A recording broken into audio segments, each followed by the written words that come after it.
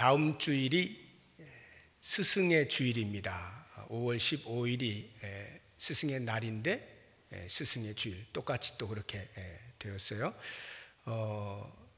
제가 여러분들에게 좀 광고를 드리려고 합니다. 1년에 우리 한 차례 스승의 주일이 있는데, 우리 자녀들이 교육을 하는 데 있어서 세상의 교육들 시키는 건 매우 중요합니다만, 그러한 교육을 왜 받아야 하는지, 그리고 어떻게 바르게 사용할 수 있는지를 알려주는 것은 교회의 교육입니다.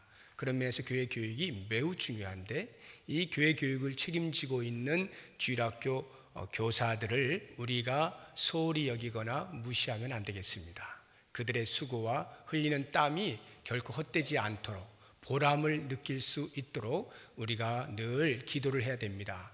그러는 가운데서 특별히 다음 주에 스승의 주일을 맞이해서는 여러분의 자녀들에게, 또는 어르신들은 여러분의 손주들에게 꼭 가르쳐 주시기 바랍니다.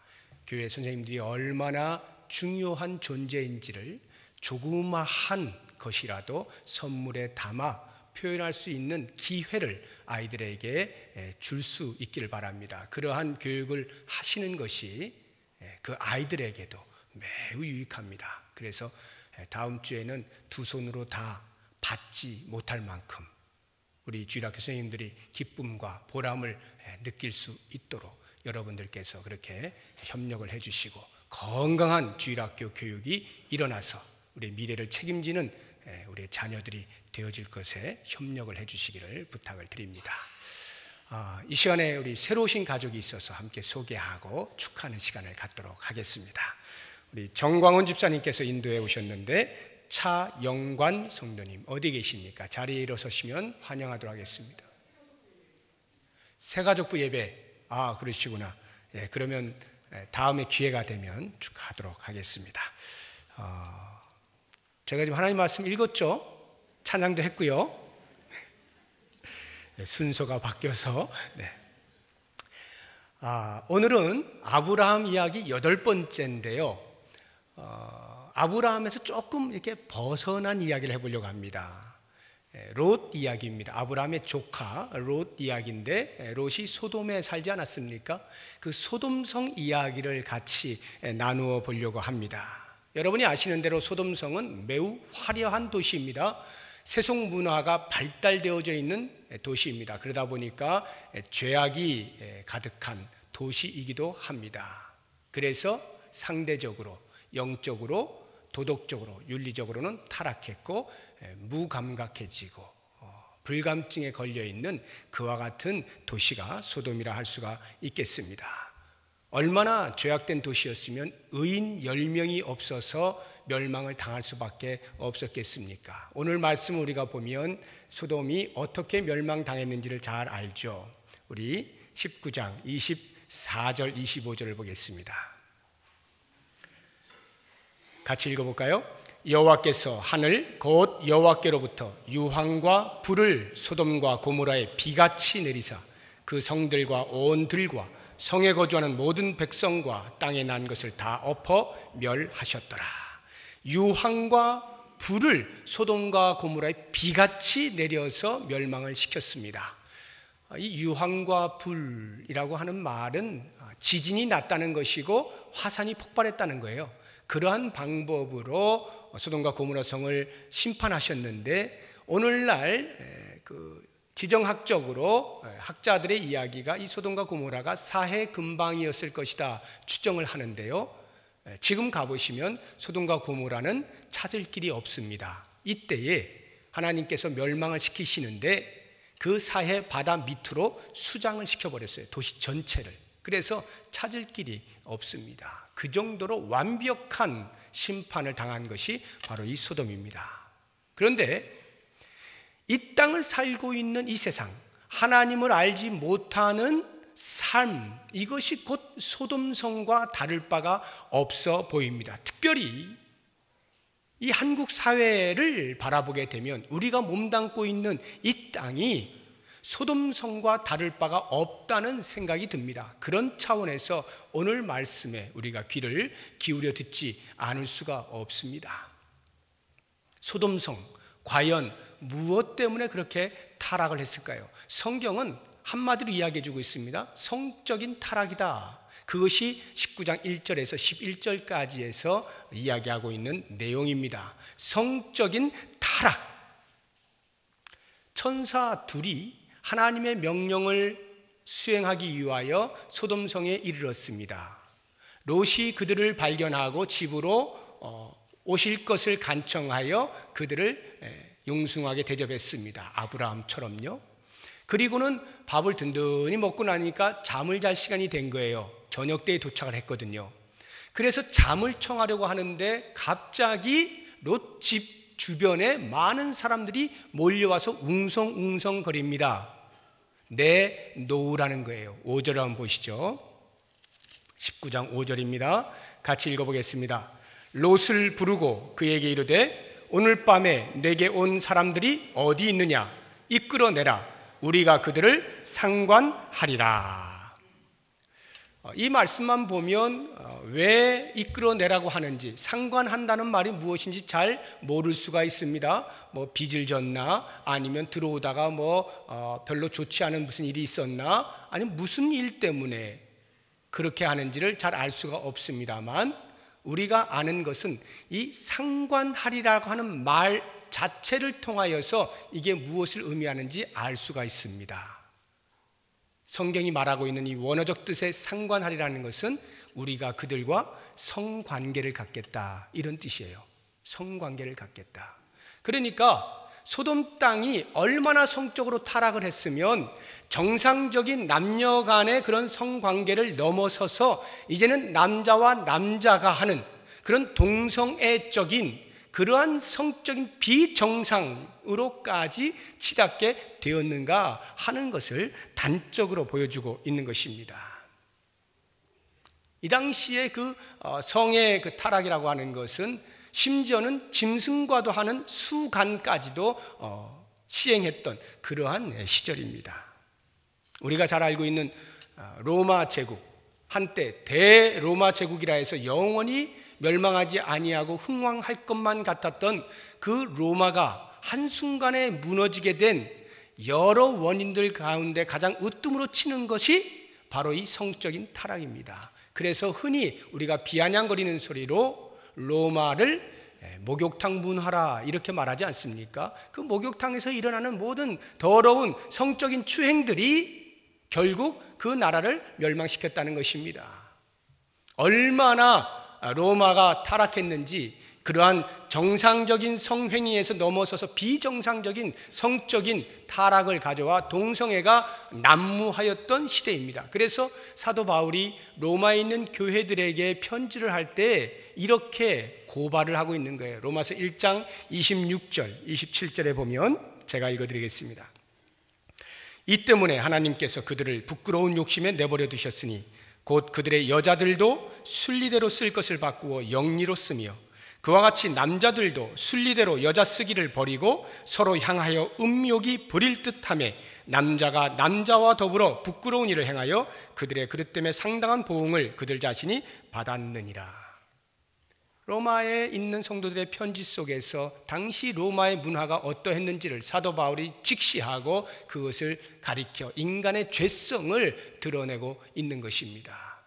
바로 이것이 로마를 멸망시켰어요. 그러면 우리는 의아합니다. 왜 성적인 타락이 나라를 멸망시킬까? 그것도 당시 최강대국이었던 로마를. 그것은 그 사회를 처받들고 있는 가장 근간이 되는 기초 공동체인 가정이 파괴되었기 때문입니다. 성적으로 타락하면 그 사회의 가정은 전부 무너지게 돼 있어요. 다 파괴하는 것입니다. 그래서 가정들이 무너지게 되니까 그 처받들고 있는 로마라고 하는 사회 전체가 붕괴하게 된 것입니다. 무서운 거예요. 우리가 5월 가정의 달을 맞이해서 가정에 대한 감사와 또는 귀중함을 생각을 합니다만, 이렇게 가정이 흔들리게 되면 사회 전반적으로 문제가 생긴다는 것을 생각해 보면 우리가 얼마만큼 가정을 잘 지켜야 하는가 하는 것을 반증을 받을 수가 있게 되는 것입니다. 우리 한국 사회가 여러분들은 어떻게 느끼고 계시는지 모르겠습니다. 이 한국 사회의 성문화라고 하는 것은 최근 들어서 점점 더 심각성을 더해가고 있습니다. 혼전 성관계라든가 아니면 동거를 한다거나 하는 이런 말들은 이제 옛말이 되어버렸습니다. 아동 성폭력이다, 이런 말들도 이제는 흔해져 버렸습니다. 별로 감각이 없을 만큼 자주 듣게 되는 뉴스거리가 되었습니다. 드라마들을 보면 막장 드라마라 해서 불륜이 미화되어져서 사람들로 하여금 마음의 호기심을 자극시키고 나도 한번 저런 멋진 사랑을 해보고 싶다라고 하는 생각이 들 만큼의 그런 것들을 자극을 하면서요, 특별히 인터넷을 통하여서 우리의 자녀들은 말할 것도 없고 많은 사람들이 그 속에서의 그 음란물들을 통하여서 자기의 영혼들을 팔아먹는 그러한 일들이 영적인 질병 가운데 바이러스에 걸려서 어찌할 줄 모르는 그러한 사회에 직면하고 있다는 것을 우리는 알아야 하는 것입니다. 소돔성의 모습과 전혀 다를 바가 없는 오늘 우리 시대의 모습입니다. 그러나 이 성적인 타락이라고 하는 것은 창세기 19장을 읽어 내려가면서 우리가 금방 눈으로 탁 볼 수 있는 것입니다만, 정작 성경이 우리에게 말하려고 하는 것은 그것을 넘어서는 이야기입니다. 단순히 표면적으로 한 죄악으로서 성적인 타락을 보는 것으로 끝나라는 것이 아니에요. 그 뒤에 숨겨있는 더 근간이 되어지는 뿌리 깊은 심각한 문제가 되는 그 하나를 볼 수 있어야 된다라고 성경은 고발하고 있는데, 그것이 바로 죄의 집단성이라고 하는 것입니다. 구조적 죄를 말하는 거예요. 죄가 구조화가 되었다, 사회 전체의 덩어리로 죄를 짓고 있다, 이런 말입니다. 그래서 죄를 지어도 그 죄에 대하여 뭐라 하지를 못해요. 모든 사람들이 참여하고 있기 때문에 죄가 만연되어져 있는 것입니다. 방치가 되어져 있습니다. 공공연하게 죄가 저질러지고 있는 그러한 사회 구조, 이것이 바로 소돔성을 대변하고 있는 죄악상이다라고 하는 것입니다. 우리 4절 한번 볼까요? 4절 같이 읽어봅니다. 그들이 눕기 전에 그 성사람 곧 소돔 백성들이 노소를 막론하고 원근에서 다 모여 그 집을 에워싸고. 보십시오. 지금 밖에서 나그네 2명이 왔는데, 그 나그네 2명은 그들의 문화 속에서는 나그네를 잘 영접하는 것입니다. 따뜻한 밥을 먹이고 물 한 잔을 주고 다시 길을 갈 수 있도록 하는 것이 당시의 문화였습니다. 그런데 그들은 그런 것은 차치하고서라도 이미 성의 노예가 되어져서 그들을 이끌어내서 성적 놀이개로 삼으려고 하는데, 원근 각처에서 노소를 막론하고 모였다는 거예요. 무엇을 말하는 거예요? 죄가 집단화되고 있다, 이런 말이에요. 한 사람의 개인의 문제가 아니라는 것입니다. 타락을 했는데 한두 사람이 타락한 게 아니에요. 사회 전체가 이것에 대하여 다 그냥 공공연하게 인정하면서 함께 저지르고 있는 죄의 집단성, 이것이 큰 문제다라고 하는 것입니다. 이것이 어찌 성의 문제에만 그렇겠습니까? 성의 타락에서 그와 같다면 다른 악에 대해서도 별반 다를 바가 없는 것이죠. 18장 20절을 보시기 바랍니다. 18장 20절, 여호와께서 또 이르시되 소돔과 고모라에 대한 부르짖음이 크고 그 죄악이 심히 무거우니. 소돔과 고모라 안에서 부르짖는 무리가 있었단 말이죠. 19장 13절 보십시오. 그들에 대한 부르짖음이 여호와 앞에 크므로. 부르짖는 사람들이 생겨났어요. 어디에서요? 소돔 안에서. 각계 각층 각 곳에서 부르짖는 소리가 있습니다. 도대체 무슨 부르짖음일까요? 에스겔서 16장 49절 이하를 제가 읽어드리겠습니다. 내 아우 소돔의 죄악은 이러하니 그와 그의 딸들에게 교만함과 음식물의 풍족함과 태평함이 있음이며, 또 그가 가난하고 궁핍한 자를 도와주지 아니하며 거만하여 가증한 일을 내 앞에서 행하였습니다. 엘리야의 고발 속에서 나타나고 있는 소돔의 죄악이라고 하는 것은 단순히 성적인 타락뿐만 아니라 가난한 자들, 소외된 자들, 없는 자들, 약한 자들이 압제를 받고 고통 가운데 있어서 그들이 견디다 못해서 자기의 자리에서 눌려있는 상태에서 나오는 신음소리, 탄식소리, 하늘을 향하여 도대체 어떻게 하시려고 우리를 이렇게까지 하십니까? 하는 이와 같은 소리가 전부 부르짖음으로 하늘을 울리고 있었던 것입니다. 사회 전반적인 죄의 모습입니다. 이것이 소돔성이 가지고 있는 진짜 문제다라고 하는 것입니다.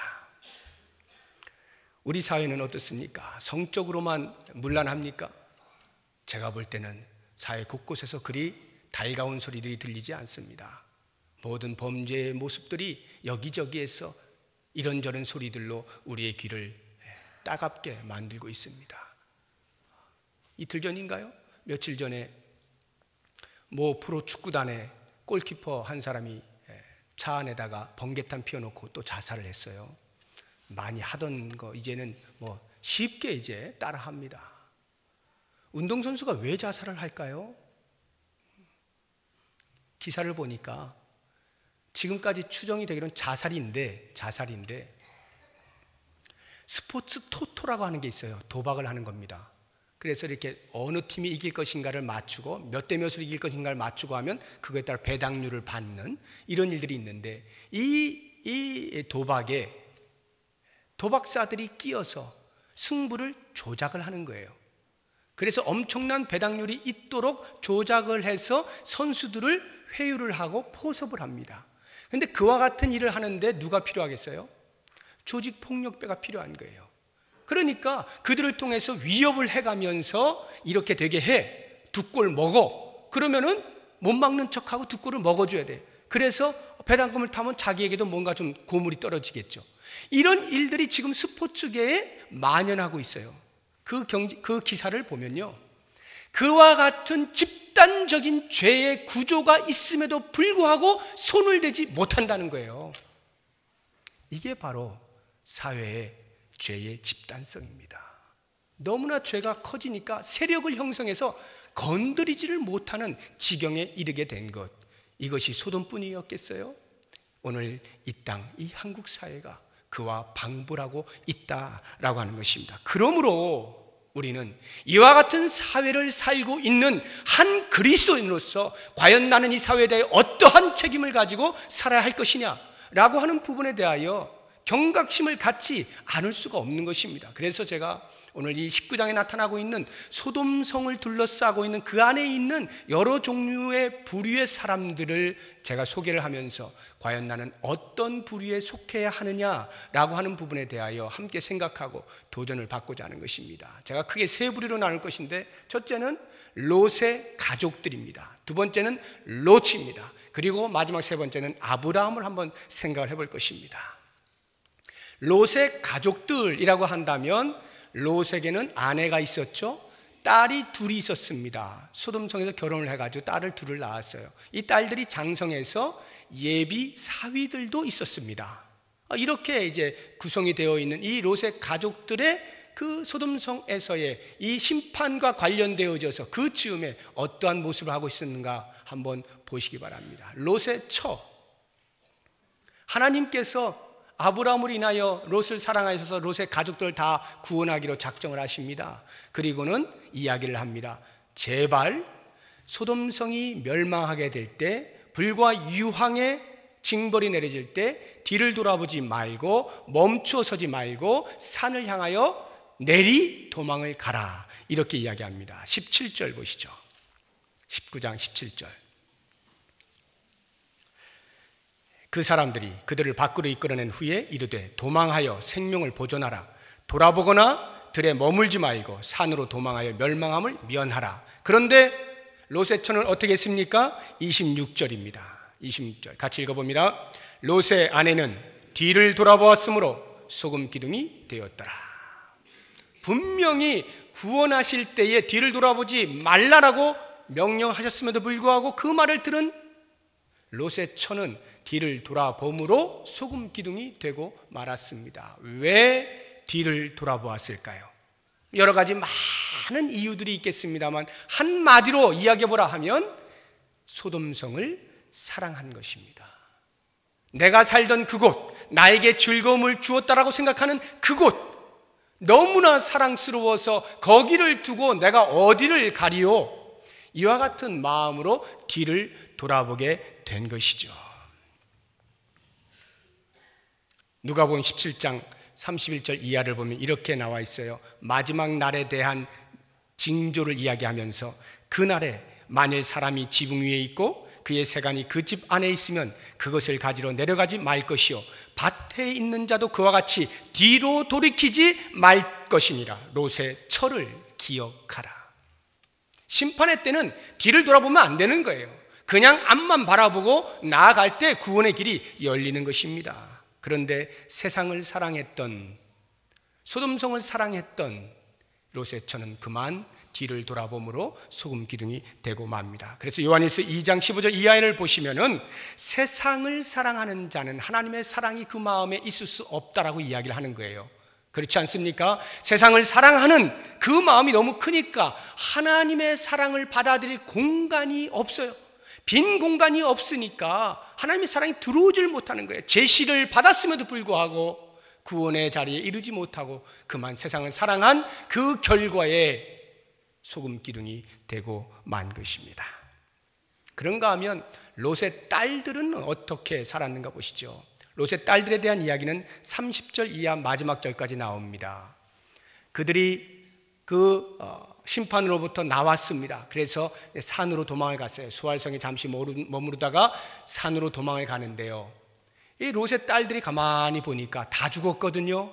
아버지밖에 안 남은 거예요. 엄마가 소금기둥 돼버렸잖아요. 사위들은 거기서 안 나왔거든요. 다 죽었어요. 그러니까 아버지하고 딸 둘, 자기들밖에 없는 거예요. 야, 이러다가 우리 가문 끊어지겠구나. 산속에 살고 있으니 다 죽었으니 어찌할까. 그래서 그들이 서로 의논을 한 끝에 이런 결정을 내립니다. 우리가 아버지를 통하여 가문을 잇자 해서 아버지에게 술을 먹입니다. 강제로 술을 먹여서 만취가 되어 있을 때 첫날은 큰딸이, 둘째 날은 작은 딸이 들어가 동침함으로 자녀를 낳습니다. 그래서 첫째가 모압을 낳았고 둘째가 베남미를 낳았어요. 그것이 오늘날 모압과 암몬 족속의 조상이 된 것입니다. 그들은 계속하여 이스라엘 백성들과 전쟁 가운데 있게 되는 이러한 안타까움을 면하지 못하게 되었습니다. 여러분, 이 롯의 딸들이 행하는 것이 무엇입니까? 대의 명분이라고 하는 것을 앞에 걸고 그 뒤에서 자기들의 판단과 자기들의 지식과 자기들의 견해를 따라서 이것이 옳다라고 죄를 합리화하면서 범죄하고 있는 것입니다. 왜 롯의 딸들이 이와 같은 짓을 했을까요? 왜 근친상간을 두려워하지 아니하고 했을까요? 소돔성에서 살던 버릇이 있기 때문에 그래요. 소돔성에서는 늘 그래 왔거든요. 그러한 삶이 주변에 늘 있었거든요. 그러니까 그 생활 습관을 버리지 못한 채 그들의 판단이 결국은 근친상간이라고 하는 상상할 수 없는 범죄를 대의 명분 속에 감추어두고 저지르고 있었던 모습을 보게 되는 것입니다. 나의 목적을 성취하기 위해서라면 수단 방법을 가리지 않는 무서움이 그 안에 도사리고 있었던 거죠. 세 번째 롯의 가족 가운데 이 예비 사위들을 한번 보죠. 예비 사위들은 과연 어땠을까요? 14절입니다. 같이 읽어보겠습니다. 14절. 롯이 나가서 그 딸들과 결혼할 사위들에게 말하여 이르기를 여호와께서 이 성을 멸하실 터이니 너희는 일어나 이곳에서 떠나라 하되 그의 사위들은 농담으로 여겼더라. 장인 될 사람이 사위들에게 이러한 중요한 이야기를 할 때 농담으로 했겠습니까? 얼굴에 웃어가면서 했겠어요? 아니면은 뭐 어떻게 그냥 흘러가듯 지나가는 말로 했겠습니까? 아니죠. 심각하게 이야기를 했을 거예요. 야, 지금 내가 영접했던 그들이 천사들이었다. 그들이 우리에게 알려주었는데 이제 곧 소돔성이 멸망한다. 그러니 정신을 차리고 빨리 도망가라. 얼마나 긴박하고 중요한 얼굴을 가지고 이야기를 했겠어요. 그런데 사위들이 그 예비 장인의 말을 농담으로 여겨 무시해 버린 것입니다. 왜 그랬을까요? 그들은 소돔성에서 있는 것이 너무 좋은 거예요. 현실이 너무 좋은 거예요. 만족스러운 거예요. 당장 내일 무슨 일이 일어나도 난 괜찮아. 노세 젊어서 노세, 늙어지면 못 노니까 지금 노는 거야. 뭐 내일 끝나든지 말든지 내 인생 어차피 이것으로 끝인데 지금 여기서 신나게 놀지, 뭐 장인어른 이렇게 고리타분하게 뭐가 어떻게 된다는 등 이상한 소리나 하면서 우리가 노는 걸 이렇게 싫어하실까? 농담으로 여기고 그냥 지내다가 그 자리에서 폭삭 주저앉은 거죠. 이렇게 롯의 가족들을 보게 되면 마치 이 세상을 사는, 하나님 없이 자기의 법을 따라 사는 사람들의 모습을 그대로 보여주고 있는 듯합니다. 하나님을 인식하지 않고 인정하지 않으니까 이렇게 세상을 사랑하고 대의명분 속에다가 자기의 목적을 성취하기 위한 수단 방법 가리지 않는 모습이며, 또는 아무리 종말이 온다라고 심각한 인생의 결정을 내려야 할 그 순간조차도 농담으로 여기는 정도로밖에는 삶의 진지함이 없는 현실주의에 가득 찌든 이런 모습들이 있게 되는 것입니다. 우리는 그리스도인들이기 때문에 이런 모습은 없어 라고 쉽게 장담하지 못할 거예요. 우리의 삶을 돌아보십시오. 나는 과연 이러한 모습들이 있지 아니한가 꼭 살피셔야 됩니다. 이제 두 번째 부류의 사람으로 롯을 보겠습니다. 롯은 과연 어떠한 사람이었을까? 성경은 말합니다. 하나님을 믿은 자였다. 심지어 베드로 사도는 그의 책 베드로후서에서 롯은 의인이었다, 이렇게 우리에게 알려주고 있습니다. 베드로후서 2장 6절 이하 제가 읽어드립니다. 소돔과 고모라 성을 멸망하기로 정하여 제가 되게 하사 후세에 경건하지 아니할 자들에게 본을 삼으셨으며 무법한 자들의 음란한 행실로 말미암아 고통당하는 의로운 롯을 건지셨으니 이는 이 의인이 그들 중에 거하여 날마다 저 불법한 행실을 보고 들으므로 그 의로운 심령이 상함이라. 이 말씀만 보면 롯은 어마어마한 의인 같아 보입니다. 물론 아브람과 함께 지내는 세월 동안에 여호와 하나님을 경외하는 법을 배웠고 하나님을 경험했을 거예요. 그래서 제가 보기에는 분명 하나님을 경외하는 사람인 것만은 틀림이 없습니다. 그러나 이 베드로후서에서의 말씀처럼 그 불법한 상황 가운데서 자기의 의를 지키고 꿋꿋하게 믿음의 삶을 잘 지켜낸 사람, 그래서 하나님께 구원하셨다? 그건 아닙니다. 이 롯은 아주 믿음의 뿌리가 낮은 상태에 있는 사람, 얕아요. 그래서 아주 어린 신자에 불과한 그와 같은 모습을 하고 있습니다. 제가 이렇게 말씀을 드리는 것은 아브라함과 헤어진 이후 소돔성에서의 멸망을 당하기까지의 그 모든 과정을 바라보게 되면 롯이 그러한 사람이었다 하는 것을 알게 되고요. 우리는 오늘 이 시간에 이 롯의 여정을 저와 함께 살피면서 너무나도 흡사하게 내 모습을 담고 있기 때문에 심각하게 롯의 여정을 살펴봐야 됩니다. 그리고는 내게서 있을 그 가능성을 완전히 잘라 버릴 수 있어야 됩니다. 자, 롯이 아브라함과 헤어졌어요. 우리 13장을 가보시죠. 13장입니다. 11절입니다. 11절. 그러므로 롯이 요단 온 지역을 택하고 동으로 옮기니 그들이 서로 떠난지라. 아브라함과 헤어졌죠. 그 다음 12절을 보십시오. 같이 읽어봅니다. 시작. 아브라함은 가나안 땅에 거주하였고 롯은 그 지역의 도시들에 머무르며 그 장막을 옮겨 소돔까지 이르렀더라. 아브라함은 가나안 땅에 거주했죠. 아브라함이 야 롯아, 네가 우하면 내가 좌하고 네가 좌하면 나는 우할게. 이렇게 해서 롯이 사방을 둘러보니까 소돔과 소알 땅까지 아주 물이 많고 풍요롭고 마치 에덴 동산 같고 애굽과 같았거든요. 그래서 제가 여기를 택하겠습니다. 롯이 먼저 선택을 하죠. 그리로 가는 것입니다. 그런데 가는데 곧바로 소돔 땅 안으로 쏙 들어가는 것이 아닙니다. 12절을 보니까 롯은 그 지역의 도시들에 머무르며 주변을 머물면서 그 장막을 옮겨 소돔까지 이르는 겁니다. 그러니까 주변의 도시들에서 점점 소돔으로 가까이 간 거예요. 그가 주변의 도시들에 머무르면서 뭘 했겠어요?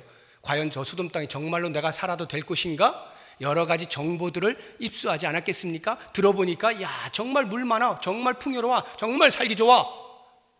그런데 또 한편으로 들려오는 소리는 그런데 죄가 많은 곳이야, 타락한 곳이야, 퇴폐한 곳이야, 향락에 물들어 있어, 이런 말들을 양쪽에서 듣게 된 겁니다. 그럼에도 불구하고 롯은 그 물이 많고 풍요롭고 자기의 소유를 배불리 먹일 수 있는 그 자리를, 그 유혹을 떨쳐버리지 못하고 점점 텐트를 계속하여 소돔으로 옮기고 있는 거예요. 여기 소돔까지 이르렀다라고 하는 이 한국말 표현은 영어를 보면 좀 더 자세히 알 수가 있는데, 우리가 대표적으로 받아들이고 있는 킹 제임스 버전을 보면 towards 소돔 이렇게 돼 있어요. 소돔을 향하여, 또는 NIV에는 near 소돔, 소돔 가까이 이렇게 되어 있어요. 그러니까 아직 소돔 성 안에 들어간 건 아니에요. 그 근처를 지금 배회하는 거예요. 정말 내가 들어가 말아 이러한 갈등 속에서 점점 소돔으로 가까이 가고 있는 것입니다. 14장 12절 보십시오. 14장 12절 같이 읽어봅니다. 소돔에 거주하는 아브라함의 조카 롯도 사로잡고 그 재물까지 노력하여 갔더라. 북방에 있는 연합군이 침략해 와서 남방 연합군을 다 물리치고는 소돔에 살고 있는 롯도 잡아갔다는 이야기인데, 여기를 보니까 소돔에 뭐 하고 있다고요? 거주하는. 그러니까 소돔 근처까지 간 롯이 그 사이에 어떻게 했다는 거예요? 결국에는 소돔성 안으로 들어갔다 이 말이에요. 소돔성 안에 살고 있었다. 이게 거주한다는 말의 뜻입니다. 그래서 그 안에서 연합군들에 의하여 포로로 잡혀가게 된 것이죠. 한 걸음 더 깊숙이 들어온 것이죠. 하나님께서 아브라함을 통하여서 롯을 구출해 주십니다. 이때 롯은 정신을 차렸어야 돼요. 내가 소돔에 살아서 이와 같은 꼴을 당하는구나. 내가 다시 여호와 신앙으로 돌아서야지. 새 출발을 할 기회였습니다. 그런데 이 롯은 그러기는커녕 점점 더 죄악 가운데 깊이 빠져들어가는 것을 보게 됩니다. 오늘 본문의 말씀으로 돌아가죠. 19장 1절입니다. 19장 1절 같이 읽어봅니다. 저녁 때에 그 두 천사가 소돔에 이르니 마침 롯이 소돔 성문에 앉아 있다가, 거기까지만요. 두 천사가 소돔에 이르렀는데 마침 롯이 소돔 성문에 앉아 있었습니다. 우리 한글 성경은 마침 하니까 그 천사가 오던 바로 그때에 어쩌다가 롯이 성문에 앉아 있었던 것처럼 보이지만 사실은 그게 아니고요. 쭉 앉아 있었다는 말이에요. 성문에 쭉 앉아 있었는데 그때 들어오는 그 두 사람을 보게 되었다, 이런 뜻이거든요. 그러면 성문에 앉아 있다라고 하는 말의 의미가 뭐냐는 것입니다. 당시 성문이라고 하는 것은 사람들이 많이 모이는 장소를 말해요.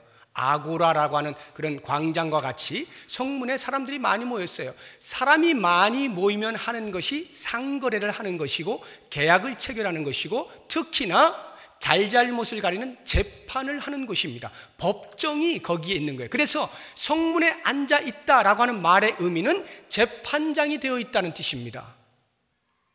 14장에서 소돔성 안에 거주하고 있었던 이 롯이 포로로 잡혀갔다 구출되어져 나와서 정신을 차리기는커녕 점점 더 그 죄악의 도시의 깊숙한 중심부로 나아가고 있는 거예요. 지도자가 되었단 말입니다. 사람들에게 영향력을 미치는 높은 자리에까지 이르게 된다라고 했을 때에 얼마나 많은 수고를 했겠어요. 그 수고란 소돔화 되어지는 것이죠. 죄악과 짝하며 살지 않고는 그렇게 높은 자리까지 이를 수 없는 정도로 타락한 도시에서 재판장이 될 정도로 그는 영향력 있게 죄와 함께 살고 있는 모습을 볼 수가 있는 것입니다. 9절 한번 보십시오. 19장 9절. 그들이 이르되, 여기 롯의 집 주변에 몰려드는 그 남색하는 사람들이에요. 그들이 이르되 너는 물러나라. 롯아 너 물러나라. 또 이르되 이 자가 들어와서 거류하면서, 이 롯이 외지에 있다가 들어와 거류하면서 우리의 법관이 되려 하는도다. 이 말이 무슨 말이냐 하면, 네가 그 성문 앞에 앉아서 재판을 하면 했지 왜 집에까지 와서 우리들의 법관이 되려고 하느냐, 이 말이에요. 이 사적인 것에 대해서까지 네가 왜 간섭을 해? 너는 네 임무에 대해서, 네 직분에 대해서 네 자리에 있을 때만 충실해라, 이 뜻이거든요. 이렇게 롯은 이미 그 소돔 사회에 영향력을 미치는 지도자의 자리에까지 이르기까지 범죄와 손을 잡고 결탁하면서 깊이 깊은 곳에까지 들어가 버린 그러한 모습을 볼 수가 있는 것입니다.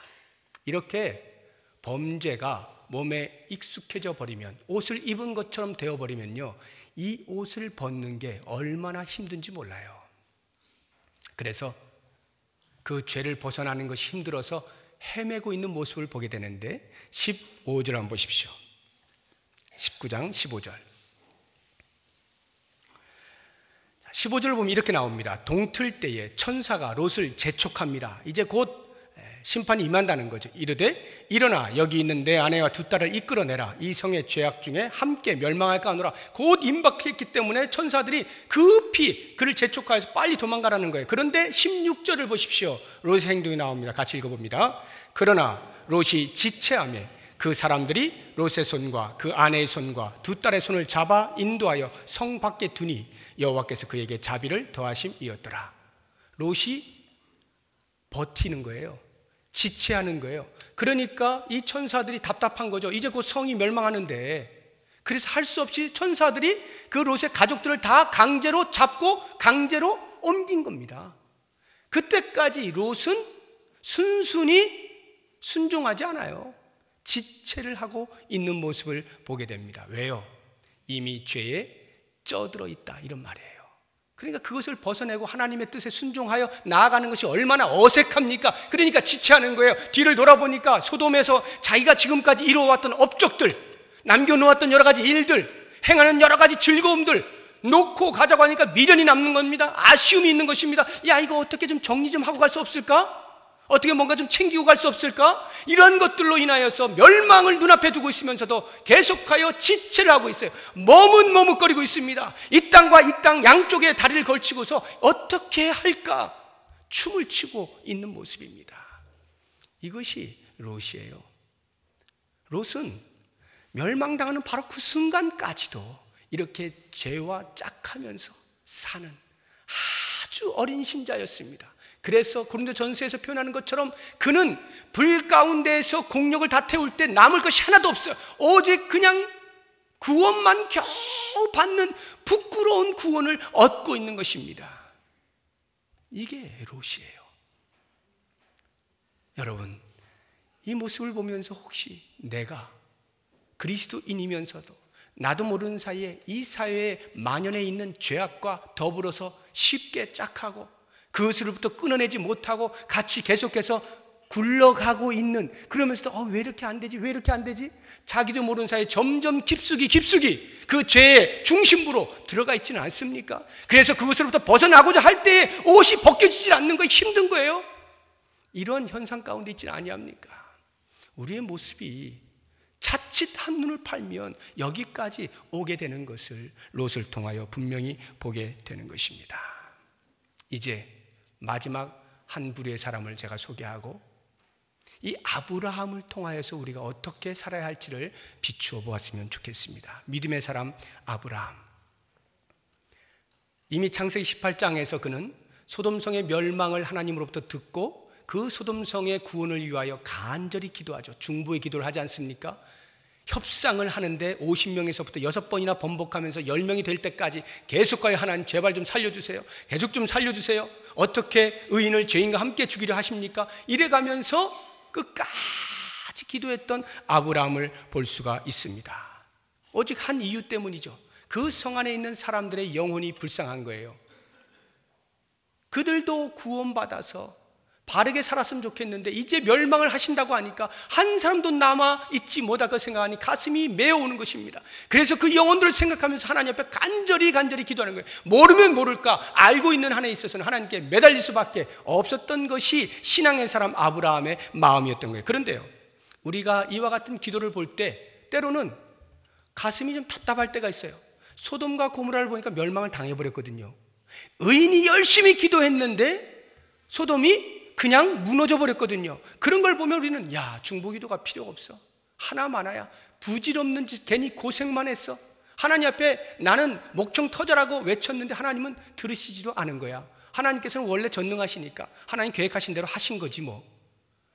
자기의 기도함이 허황되다고 하는 것을 느끼는 순간이 있을 수가 있는 거예요. 그래서 우리가 뭐 기도 하나 안 하나 어차피 사회가 돌아가는 건 이렇게 이 모양 이 꼴로 가는 것 마찬가지야 하고 손을 놓을 수가 있는데, 아브라함의 이야기를 들려줄 땐 그것이 아닙니다. 우리에게 그런 이야기 하자고 하는 것이 아니에요. 29절 한번 보시죠.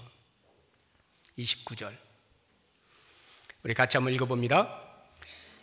하나님이 그 지역의 성을 멸하실 때, 곧 롯이 거주하는 성을 엎으실 때 하나님이 아브라함을 생각하사 롯을 그 엎으시는 중에서 내보내셨더라. 소돔성을 멸망하시려고 하는데 생각이 난 거예요. 아브라함이 생각이 났어요. 그래서 롯을 구원하셨다, 이렇게 표현하고 있는 것입니다. 여기 생각한다라고 하는 말이 무슨 뜻이냐면, 8장 1절에 보면 노아의 홍수 때에 방주에 들어가게 한 다음에 다 이제 나오게 하기 위해서 물을 감하는 일이 있습니다. 그때 하나님께서 이렇게 말씀하셔요. 여호와께서 노아와 그의 가축들을 기억하사 물을 감하게 하시니라, 이렇게 나오거든요. 노아와 그의 가축들을 기억하사, 하나님께서 구원하신 백성을 기억하고 있는 것입니다. 계속하여 기억합니다. 그래서 그들을 위하여 어떻게 할까를 늘 생각하시는 거예요. 하나님께서 아브라함을 생각하사라고 하는 이 단어가 똑같이 자카르라고 하는 단어입니다. 똑같은 말이에요. 소돔성을 멸망하려고 하는데 하나님께서 기억이 난 거예요. 무엇이요?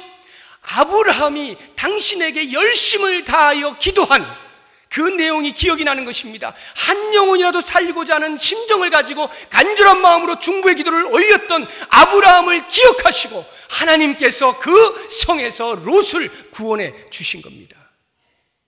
중보의 기도가 헛되지 않아요. 우리의 눈으로 볼 때는 소돔성이 멸망한 것 같지만 그 가운데에서 하나님의 예배에 놓으신 구원받은 자, 남은 자가 반드시 있는 거예요. 그런데 그 남은 자가 바로 이 기도하는 중보자를 통하여 이루어지고 있다는 것 아닙니까? 이것이야말로 성숙한 그리스도인들이 이 죄악의 세상 가운데서 취해야 할 마땅한 자세이며 태도가 되는 것입니다. 그래서 27절을 보십시오. 27절 28절 보면 아브라함이 그 아침에 일찍이 일어나 여호와 앞에 서 있던 곳에 이르러 소돔과 고모라와 그 온 지역을 향하여 눈을 들어 온기가 마에 연기같이 치솟음을 보았더라. 아브라함이 뭐 불구경하라고 거기 서 있었을까요? 아닙니다. 아브라함의 마음 가운데는 그렇게 간절히 기도하였는데 과연 그것이 어떻게 되는가를 보는 것입니다. 한 영혼에 정말 구원받는 일이 있을까? 그와 같은 심정을 가지고 소돔 땅을 바라보는 것입니다. 이것이 신자의 마음이에요. 죄악으로 인해서 하나님의 심판 가운데 사라지게 될 이 세상을 향하여 끝까지 바라보면서 계속하여 한 영혼이라도 구원받을 것을 위하여 간절히 기도하고 하나님의 도우심을 구하는 모습, 이것이 우리가 취해야 할 이 땅에서의 마땅한 삶의 자세인 것입니다. 사랑하는 여러분, 가정이 무너져 가고 있고 사회가 지탱하기 힘들어져가는 이 죄악 가운데 있는 세상을 향하여 과연 나는 그리스도인으로서 어떠한 삶을 살고 있습니까? 죄와 함께 짝하며 이 세상을 사랑하며 살고 있습니까? 아니면 자기도 모르는 사이에 점점 죄의 중심부로 들어가 가랑비 옷 젖은 줄 모르게 죄와 함께 살아가고 있습니까? 아니면 그 죄에 대하여 통탄의 마음을 가지고 죄 가운데 구원받을 백성을 바라보면서 하나님의 긍휼과 자비와 은혜를 구하는 기도자로서 살아갈 것입니까? 과연 나는 어떻게 살아야 할지 말씀을 통하여 깊이 인식하시고 결심하시는 복된 시간이 되시기를 바랍니다. 기도하겠습니다. 하나님 아버지,